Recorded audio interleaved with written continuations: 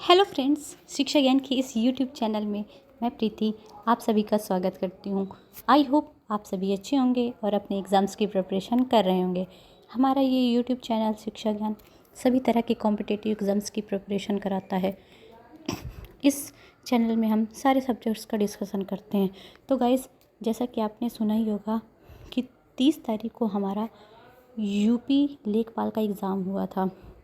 UP लेखपाल का exam जो संडे को था वो हमारे हुआ। तो उस एग्ज़ाम्स में कैसे क्वेश्चंस आए थे और क्वेश्चंस का लेवल कैसा था, इसके बारे में आज हम डिस्कस करेंगे। ओके गाइस, तो आज मैं 31 जुलाई के यूपी लेखपाल में आने वाले क्वेश्चंस के बारे में डिस्कस करूँगी, जो मैंने यहाँ पे पिछले स्लाइड में रखा हुआ है। ओके गाइस, तो क्वेश्चंस को डिस्कस करने से पहले देखते हैं आज का मोटिवेशनल कोट। आज का हमारा मोटिवेशनल कोट है, कागज़ अपनी किस्मत से उड़ता है और पतंग अपनी काबिलियत से। किस्मत साथ दे या ना दे, मगर काबिलियत हमेशा साथ देगी। इसका मतलब ये है कि अगर हम काबिल हैं तो हम किस्मत के भरोसे नहीं रहेंगे। हम अपनी काबिलियत के दम पर ही अपनी किस्मत को लिखेंगे। लेकिन बहुत से लोग होते हैं जो किस्मत के भरोसे होते हैं। वो सोचते हैं कि हम थोड़ी सी पढ़ाई कर लेते हैं और बाकी हमारी किस्मत हमको सिलेक्शन दिलाएगी। तो नहीं, जब तक हम मेहनत नहीं करेंगे, एग्ज़ाम्स के लिए अपना जी जान नहीं लगाएंगे, उसके हिसाब से काबिल नहीं बनेंगे, तब तक हमको काबिलियत हासिल नहीं करेंगे, तब तक हमको सक्सेस नहीं मिलेगी। तो सक्सेस का एक मूल मंत्र है मेहनत। आप जितनी मेहनत करोगे, जितना टाइम अपनी पढ़ाई को दोगे, आप उतने ही सक्सेसफुल आगे बनोगे। किस्मत के भरोसे आजकल कुछ नहीं मिलता। तो किस्मत के भरोसे ना रह करके हमें अपनी काबिलियत पर भरोसा करना चाहिए और काबिलियत के लिए हमें लगातार प्रयत्न करना चाहिए और पढ़ाई करते रहना चाहिए। ओके, तो ठीक है, ये था आज का मोटिवेशनल कोट। तो चलते हैं, हम आज इस क्वेश्चन पेपर को सॉल्व करते हैं जो 31 जुलाई को लेखपाल का एग्ज़ाम हुआ था। तो देखते हैं क्वेश्चन। सबसे पहले हमारा देखिए हिंदी का पोर्शन था। हिंदी के पोर्शन में सबसे पहले हमें एक पैसेज दिया गया था। सबसे पहले हमको एक पैसेज दिया गया था हिंदी के पोर्शन में, जो कुछ इस तरीके था। ये आपका पैसेज है, जिसमें पैसेज को पढ़ने में थोड़ा टाइम लगेगा, बट मैं जल्दी जल्दी पढ़ देती हूँ।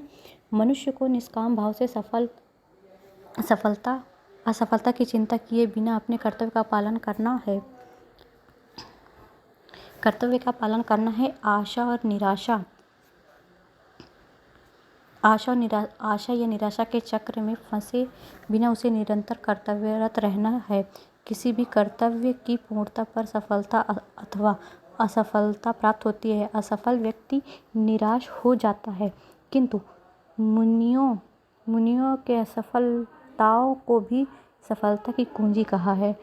असफल व्यक्ति अनुभव की संपत्ति अर्जित करता है, जो उसे भावी जीवन का निर्माण कराती है। जीवन में अनेक बार ऐसा होता है कि हम जिस उद्देश्य की प्राप्ति के लिए परिश्रम करते हैं वह पूरा नहीं होता। ऐसे अवसर पर हम सारा परिश्रम व्यर्थ हो गया सा लगता है और हम निराश होकर चुप बैठ जाते हैं। उद्देश्य की पूर्ति के लिए दोबारा प्रयत्न नहीं करते। ऐसे व्यक्ति का जीवन धीरे धीरे बोझ बन जाता है। निराशा का अधिकार न केवल उससे कर्म शक्ति वरन उसके समस्त जीवन को ही ढक लेता है। निराशा की गहनता के कारण लोग कभी कभी आत्महत्या तक कर बैठते हैं। मनुष्य का जीवन धारण करके कर्म पथ के भी कभी विचलित नहीं होना है चाहिए। विघ्न की बाधाओं को सफलता की हानि तथा हानि लाभ की चिंता किए बिना अपने कर्तव्य के मार्ग पर चलते रहने में जो आनंद और एवं उत्साह है, उसे ही जीवन का सार्थकता है। ऐसा जीवन ही सफल है।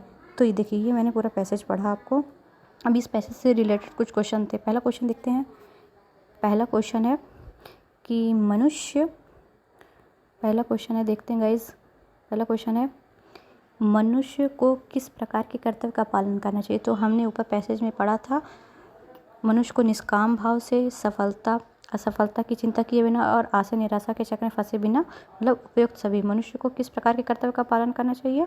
उपयुक्त सभी तरह के कर्तव्य का पालन करना चाहिए। ओके, बढ़ते हैं नेक्स्ट क्वेश्चन की ओर। नेक्स्ट क्वेश्चन है, मुनियों की सफलता की कुंजी किसे कहा है? मुनियों ने सफलता की कुंजी असफलता को कहा है।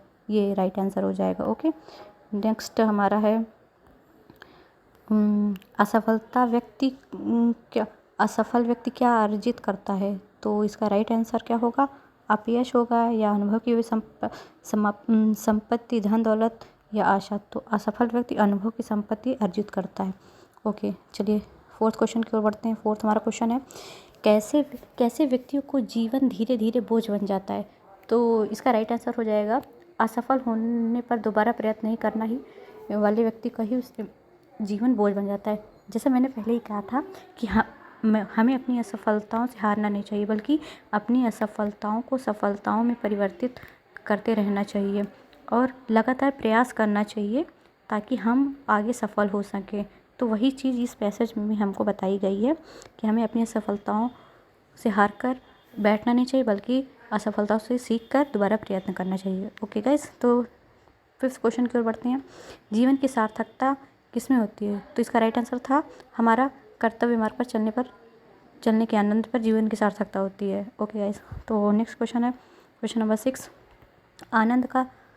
आनंद शब्द की उचित पर्यायवाची। तो देखिए इसमें कई ऑप्शन थे जिसमें राइट आंसर हो जाता हमारा मोद और हर्ष राइट आंसर हो जाता।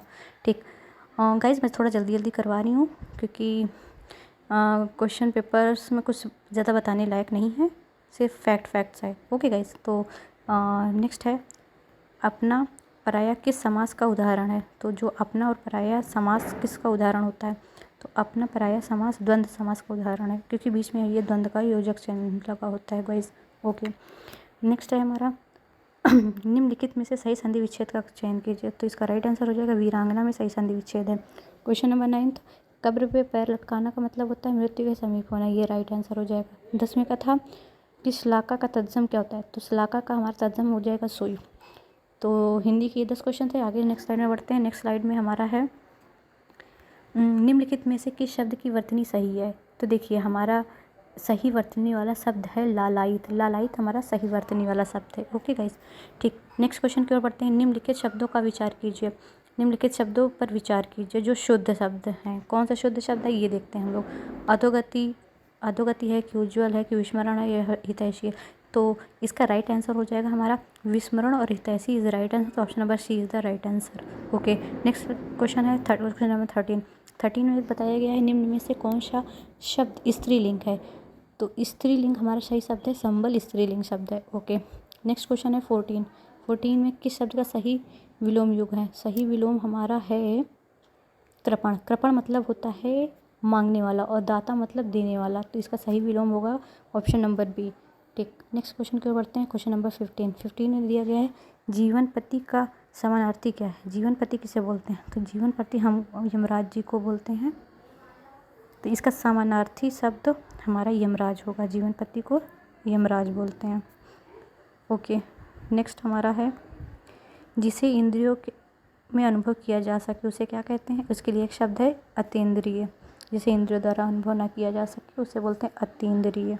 ठीक, नेक्स्ट 7वां क्वेश्चन हमारा है निम्नलिखित में से कौन सा पुल्लिंग शब्द है? तो पुल्लिंग हमारा शब्द है विवाह। Option number C is the right answer. Okay, फिर इसके बाद हमारा नेक्स्ट क्वेश्चन है पंखा का बहुवचन क्या होगा? तो पंखा का बहुवचन हमारा ऑप्शन नंबर डी पंखे हो जाएगा। नेक्स्ट है हमारा दुशासन में संधि विच्छेद कौन सा है? तो दुशासन में हमारा संधि विच्छेद है दुह प्लस शासन, दुशासन। Option number C is the right answer. Okay guys, बढ़ते हैं नेक्स्ट क्वेश्चन क्वेश्चन नंबर 20 में बताया गया है निम्नलिखित में से तत्सम शब्द कौन सा है? तो इसका तत्सम शब्द होगा अक्षर। अक्षर हमारा तत्सम शब्द है। Option number D is the right answer.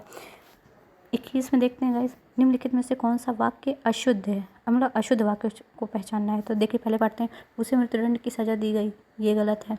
Vindhyachal पर्वत पर घने जंगल, ये भी गलत। यहाँ पर शुद्ध गाय गुद्ध भैंस का दूध मिलता है, ये भी गलत है। मेरे को उससे बात करना पसंद है। तो यहाँ पर हमारे चारों ऑप्शन गलत है। तो option number D is the right answer हो जाएगा। ओके, बढ़ते हैं 22 की तरफ। खग जाने खग की भाषा, इसका सही अर्थ क्या होगा? इसका सही अर्थ होगा ऑप्शन नंबर बी समान प्रवृत्ति वाले ही एक दूसरे को सराहते हैं। ओके गाइज, ठीक है। नेक्स्ट क्वेश्चन की ओर बढ़ते हैं। क्वेश्चन नंबर 23 में देखते हैं, हरिमोहन को रुपए देता है। इसमें को में कौन सा विभक्ति है, कौन सा कारक है? तो इसमें हमारा देखिए कर्ता, अगर कर्ता कारक की बात करें तो कर्ता ने होता है कर्म को, तो यहाँ पे कौन सा ऑप्शन होगा? को, कर्म को, यहाँ पे कर्म को। पहले यहाँ पे देखते हैं कि विभक्तियाँ कौन कौन सी। जैसे कर्म में कर्ता ने कर्म को, कर्म में को आता है अपादान के लिए, संपादन, कर्ता ने कर्म को करण से संपादन के लिए। तो यहाँ पे राइट आंसर हो जाएगा हमारा कर्म। Option number A is the right answer. Okay, बढ़ते हैं 24 की तरफ। 24 में हमारा है, अरुण शब्द में सही अनेकार्थी शब्द क्या है? तो अरुण का सही अनेकार्थी शब्द है प्रातःकालीन सूर्य और सिंदूर is the right answer. B, option number B is the right answer. Okay, next है हमारा 25, आज की सभा में अनेकों लोग उपस्थित थे। इस वाक्य में अशुद्ध शब्द क्या है? अनेकों लोग। Option number C is the right answer, मतलब अनेकों लोग। ऑप्शन गलत है। ओके, बढ़ते हैं नेक्स्ट स्लाइड की। और नेक्स्ट स्लाइड में हाँ, तो गाइज ये थे हिंदी के क्वेश्चन जो बहुत ही इजी लेवल के थे। जिन्होंने थोड़ा बहुत हिंदी में पढ़ाई की थी उनको वो इसमें 25 में से 23 तो ला ही सकते हैं। ओके गाइज, चलिए अब बढ़ते हैं मैथ के पोर्शन की। और मैथ के पोर्शन में हम देखते हैं आज मैथ्स के पोर्शन को सॉल्व करना पड़ेगा गाइज, तो लेकिन मैं ऐसे भी बता देती हूँ इसका राइट आंसर। किसी दिन मैं मैथ्स का पोर्शन को सॉल्व करके आपको बताऊंगी। तो अभी यहाँ पे इसका सिर्फ राइट आंसर देखते हैं। तो 26 का राइट आंसर हो जाएगा 63। इसी तरीके 27 में ऑप्शन नंबर सी हो जाएगा। 28 में ऑप्शन नंबर 3,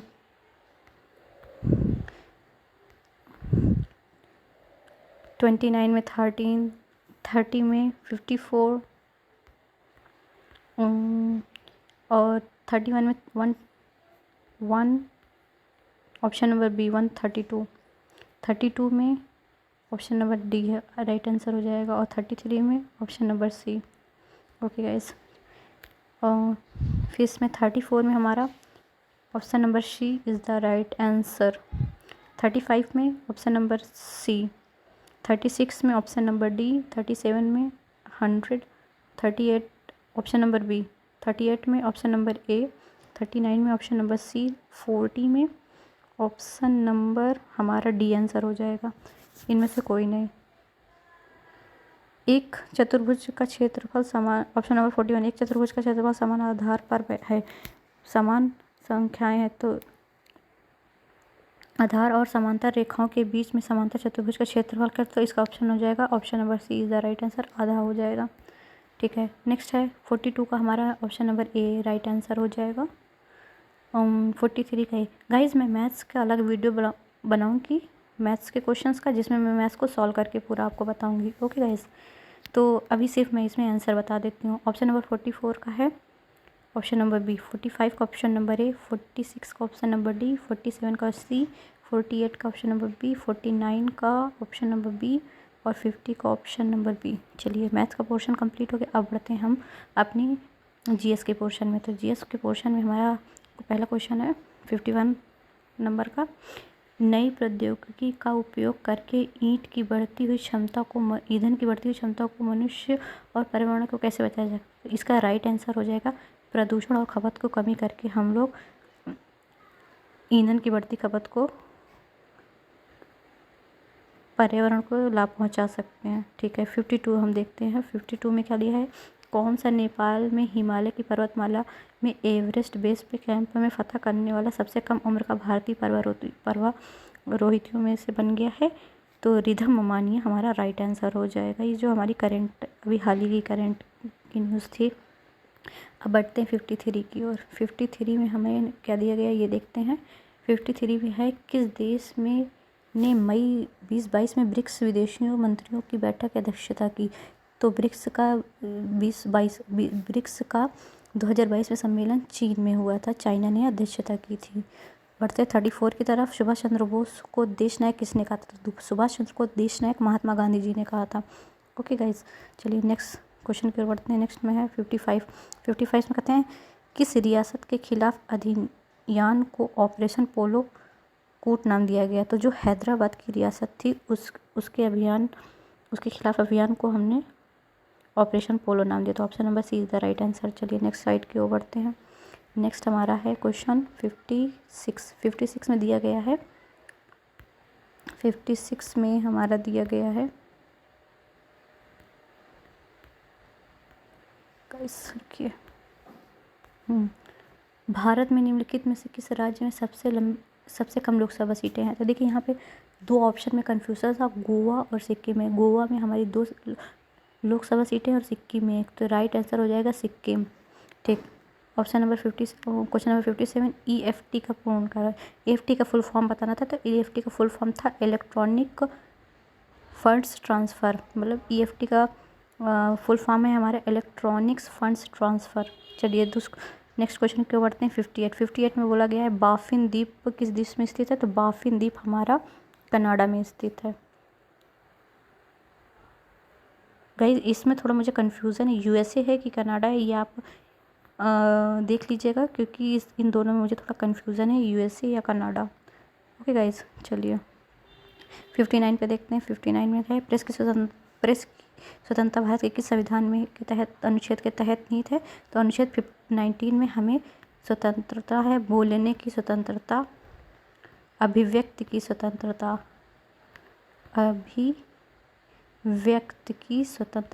अनुच्छेद 19 में दिया गया। तो अनुच्छेद 19 is the right answer. Okay guys, चलिए बढ़ते हैं नेक्स्ट क्वेश्चन की ओर। किस पंचवर्षीय योजना के बाद रोलिंग प्लान लागू किया गया। तो रोलिंग प्लान हमारी 5वीं पंचवर्षीय योजना के बाद लागू किया गया है। तो option number A is the right answer. 61 में देखते हैं 1942 में जब भारत छोड़ो प्रस्ताव पारित किया गया था तो भारत के वायसराय कौन थे। तो जब 1942 में भारत छोड़ो प्रस्ताव पारित किया था तो उस समय हमारे वायसराय लॉर्ड लिनलिथगो थे। तो Linlithgow is the right answer. चलिए नेक्स्ट क्वेश्चन की ओर बढ़ते हैं। BC रॉय पुरस्कार किस क्षेत्र से दिया जाता है। तो BC रॉय पुरस्कार चिकित्सक के क्षेत्र में जाता है। Option number C is the right answer. Okay guys, चलिए नेक्स्ट स्लाइड की ओर बढ़ते हैं।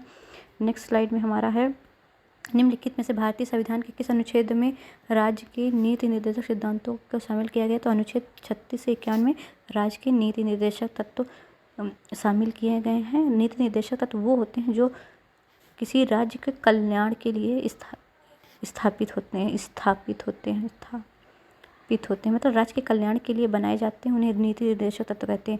इनके लिए हम हाई कोर्ट या सुप्रीम कोर्ट में याचना नहीं दायर कर सकते हैं।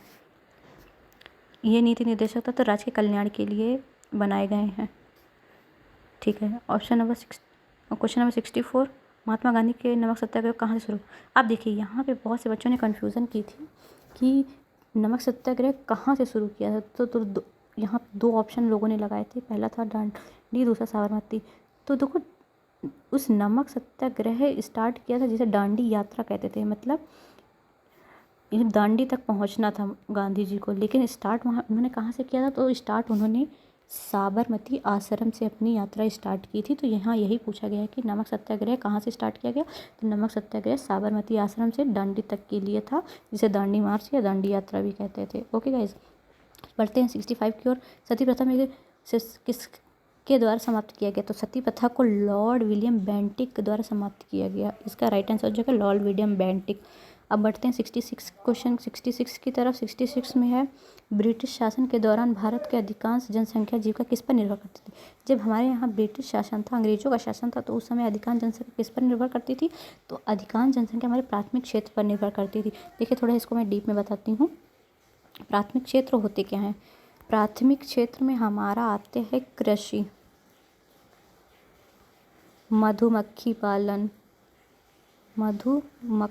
पालन और मछली पालन, ये हमारे प्राथमिक क्षेत्र के अंतर्गत आते हैं। और द्वितीय क्षेत्र के अंतर्गत हमारे क्या आते हैं। द्वितीय क्षेत्र के अंतर्गत हमारी कंपनियाँ आती हैं, हथकरघा उद्योग, मतलब बिजनेस से रिलेटेड जो भी होता है वो हमारे द्वितीय क्षेत्र के अंतर्गत आते हैं। और तृतीय क्षेत्र के अंतर्गत हमारी सारी एम्प्लॉयज़ आती मतलब जो भी हमारे राज्य और केंद्र में जो भी वर्क करते हैं, जो भी एम्प्लॉयज़ हैं, वो इसके अंतर्गत आते हैं, तृतीय क्षेत्र के अंतर्गत। ठीक है, कर्मचारी, तो ये तृतीय क्षेत्र का, तो इसका हमारा राइट आंसर था ऑप्शन नंबर ए, प्राथमिक क्षेत्र के अंदर, मतलब कृषि पर लोग निर्भर ज़्यादा थे जब हमारे यहाँ ब्रिटिश शासन था। ओके गाइस, चलिए नेक्स्ट क्वेश्चन की ओर बढ़ते हैं। नेक्स्ट है हमारा 67, उत्तर प्रदेश भारतीय संघ में कितने राज्यों के साथ अपनी सीमा बनाता है? देखिए, उत्तर प्रदेश भारतीय संघ के कितने राज्यों के साथ अपनी सीमा बनाता है? तो देखिए यहाँ पे गाइस, हमारा उत्तर प्रदेश कितने राज्यों के साथ, भारतीय संघ के कितने राज्यों के साथ? तो 8 राज्यों के साथ सीमा बनाता है। 8 is the right answer. Next है हमारा, उत्तर प्रदेश की अर्थव्यवस्था पर आधारित है? तो उत्तर प्रदेश हमारी कृषि पर आधारित है। कृषि इज़ द राइट आंसर। बढ़ते हैं 69 का। 69, सबसे लंबा राष्ट्रीय राजमार्ग कौन सा है? तो सबसे लंबा राष्ट्रमार्ग है option number C, NH2 is the right answer. सबसे लंबा राष्ट्रमार्ग NH2 है। नेक्स्ट क्वेश्चन की ओर बढ़ते हैं। नेक्स्ट क्वेश्चन में है, निम्नलिखित में से किस अनुसूचित जाति की जनसंख्या उत्तर प्रदेश से सबसे अधिक है? तो देखिए यहाँ पे ऑप्शन है अगरिया, बुक्सा, थारू, बैगा। तो राइट आंसर हमारा है थारू जनजाति की जनसंख्या हमारे उत्तर प्रदेश में सबसे ज़्यादा है। और ये थारू जनजाति ही दिवाली को शोक के रूप में मनाती है, और उत्तर प्रदेश में सबसे ज़्यादा जनसंख्या, अनुसूचित जनजाति की संख्या थारू जनजाति की है। तो थारू जनजाति is the right answer. Okay, बढ़ते हैं नेक्स्ट स्लाइड की ओर। नेक्स्ट स्लाइड में है, निम्नलिखित में से कौन सा जल डमरू मध्य सागर अटलांटिक महासागर को जोड़ता है? तो इसमें राइट आंसर हो जाएगा जिब्राल्टर की जल डमरू मध्य, जो आर्कटिक सागर को भूमध्य सागर से जोड़ता है। तो इसका राइट आंसर हो जाता है हमारा Gibraltar, option number B. Next है हमारा, निम्नलिखित में कौन सा शहर उत्तर प्रदेश में मंदिरों के शहर से जाना जाता है? तो उत्तर प्रदेश में मंदिरों के शहर किसे कहा जाता है? वाराणसी को कहा जाता है। Option number A is the right answer. Question number 73, Uttar Pradesh में IT शहर स्थापित है? तो उत्तर प्रदेश में हमारा IT शहर कहाँ स्थापित है? तो उत्तर प्रदेश में IT शहर हमारा कानपुर में स्थापित है। Kanpur is the right answer. Okay guys, चलिए बढ़ते हैं नेक्स्ट क्वेश्चन की ओर। नेक्स्ट है हमारा 74 में देखिए हमारा मैचिंग वर्ड्स दिए गए हैं। मैचिंग वर्ड्स को हम देखते हैं। मैचिंग वर्ड्स में गोविंद वल्लभ पंत, इसमें राइट गोविंद वल्लभ पंत कहाँ किस नदी पर बना है? तो रिहन नदी पर बना है। फिर इसके बाद पिछड़ा बांध हमारा किस नदी पर? बेतवा नदी पर बना है। फिर इसके बाद गोविंद सागर बांध हमारा शहजाद नदी पर, और जामनी बांध हमारा जामनी नदी पर बना। तो ऑप्शन नंबर, इसका राइट आंसर हो जाएगा हमारा option number A is the हमारा राइट आंसर। ओके, बढ़ते हैं नेक्स्ट स्लाइड की ओर। नेक्स्ट स्लाइड में दिया है, आप कंप्यूटर वायरस को कैसे पता लगाएंगे? इसका राइट आंसर हो जाएगा ईमेल अटैचमेंट खोलकर। अगर हम ईमेल अटैचमेंट खोलते हैं तो हमें पता चल जाएगा कि हमारे कंप्यूटर में वायरस है या नहीं। ओके, तो चलिए नेक्स्ट क्वेश्चन की ओर बढ़ते हैं। नेक्स्ट क्वेश्चन है, अब यहाँ से हमारी स्टार्ट हुए हैं ग्रामीण परिवेश के क्वेश्चन, जिसमें से ज़्यादातर क्वेश्चन हमारे योजनाओं से रिलेटेड थे। तो देखिए पढ़ते हैं 76 क्वेश्चन की ओर। 76 में हमारा दिया गया है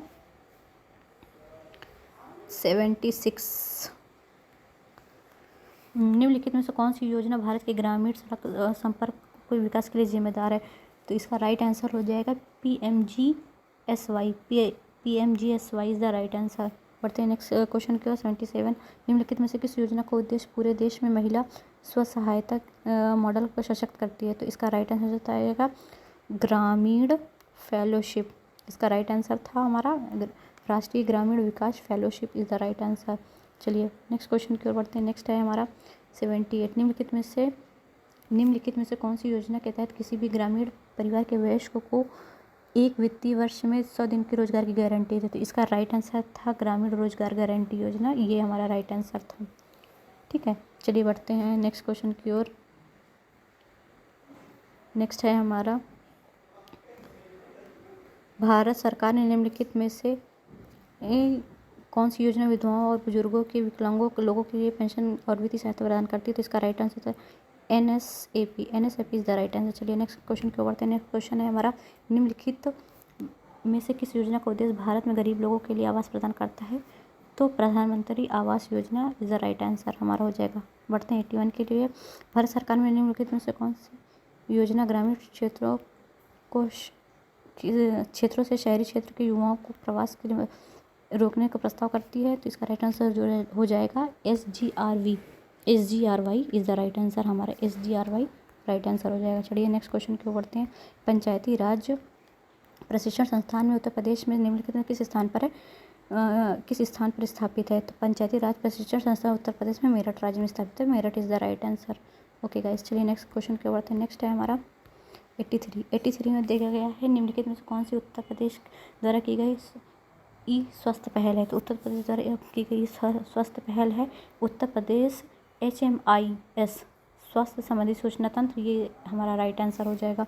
नेक्स्ट है हमारा 84 में क्या बोला गया? निम्नलिखित में से भारत सरकार की किस योजना का मुख्य उद्देश्य बालिकाओं की उत्तरजीविका को सुनिश्चित करना है? तो इसका राइट आंसर हो जाएगा B, Beti Bachao Beti Padhao is the right answer. Okay guys, चलिए नेक्स्ट क्वेश्चन की ओर बढ़ते हैं। नेक्स्ट है हमारा UPRRDA यूपी ग्रामीण सड़क विकास एजेंसी की स्थापना कब की गई? तो यूपी विकास सड़क एजेंसी की स्थापना हमारी की गई थी 2003 में। 2003 हमारा राइट आंसर हो जाएगा। ओके गाइस, चलिए नेक्स्ट क्वेश्चन की ओर बढ़ते हैं। स्वच्छ भारत मिशन में ग्रामीण चरण 2 में किस वर्ष शुरू किया गया? तो स्वच्छ भारत मिशन ग्रामीण चरण 2020 में शुरू किया गया। एक्चुअली इसका हम लोगों का लक्ष्य था 2020-22 में शुरू, 20 और 21 में शुरू की गई थी, तो इसमें हमारा राइट आंसर था आ जाएगा 2020। चलिए नेक्स्ट क्वेश्चन की ओर बढ़ते हैं। नेक्स्ट है हमारा निम्नलिखित में से किस संस्थान का मिशन भूमि संसाधनों की स्वच्छता और उत्पादकता को एक स्थायी तरीके से संरक्षित करने और सभी संभावित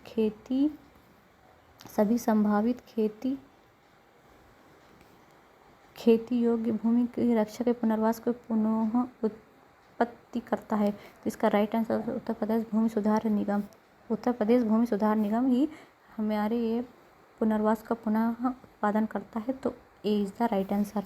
बढ़ते हैं क्वेश्चन नंबर 88 की तरफ। 88 में बोला गया है भूमि सुधार निगम के तहत स्थापित FFS का पूर्ण रूप क्या है? तो FFS का पूर्ण रूप है फार्मर फील्ड स्कूल, तो फार्मर फील्ड स्कूल हमारा राइट आंसर हो जाएगा। नेक्स्ट है हमारा केंद्र सरकार में निम्नलिखित में से कौन सी योजना धुआं मुक्त ग्रामीण भारत में परिकल्पना करती है? तो प्रधानमंत्री उज्ज्वला योजना के द्वारा धुआं मुक्त ग्रामीण भारत बनाने की योजना की गई थी, प्रधानमंत्री उज्ज्वला योजना। चलिए नेक्स्ट क्वेश्चन क्या बढ़ते हैं। नेक्स्ट है हमारा ग्रामीण क्षेत्र में अर्थव्यवस्था के बुनियादी ढांचे मजबूत करने के लिए निम्नलिखित 2022 में निम्नलिखित में से कौन सी योजना शुरू की गई थी? तो यूपी मातृभूमि योजना शुरू की गई थी 2021 में, तो राइट आंसर हो जाएगा हमारा ऑप्शन नंबर ए, यूपी मातृभूमि योजना। चलिए बढ़ते हैं नेक्स्ट क्वेश्चन की। नेक्स्ट क्वेश्चन है 91 में क्या बोला गया है? निम्नलिखित में से कौन सी योजना दुर्व्यापार और व्यावसायिक यौन शोषण के पीड़ितों के दुर्व्यापार की रोकथाम और बचाव के और पुनर्वास एवं पुनः एकीकरण के लिए है? तो इसके राइट आंसर हो जाएगा हमारा आजीविका योजना इज़ द राइट आंसर। चलिए नेक्स्ट क्वेश्चन की ओर बढ़ते हैं। नेक्स्ट है हमारा निम्नलिखित में से कौन सी योजना हमारे देश की पारंपरिक कलाओं के संरक्षण और अल्पसंख्यक समुदाय के पारंपरिक कारीगरों और शिल्पकारों की क्षमता के लिए निर्माण की गई है? तो उस्ताद योजना इज़ द राइट आंसर। उस्ताद योजना ही हमारे पारंपरिक कलाओं और शिल्पकलाओं के संरक्षण के लिए स्टार्ट की गई है। चलिए नेक्स्ट क्वेश्चन बढ़ते हैं। निम्नलिखित में से कौन सी योजना गैर सरकारी गतिविधियों में महिलाओं की उद्यमिताशीलता और कौशल के विकास के माध्यम से महिलाओं के आर्थिक सशक्तिकरण का प्रावधान करती है? तो इसका आंसर हो जाएगा ट्रेड योजना इज़ द राइट आंसर। चलिए नेक्स्ट क्वेश्चन की ओर बढ़ते हैं। नेक्स्ट क्वेश्चन है हमारा निम्नलिखित में से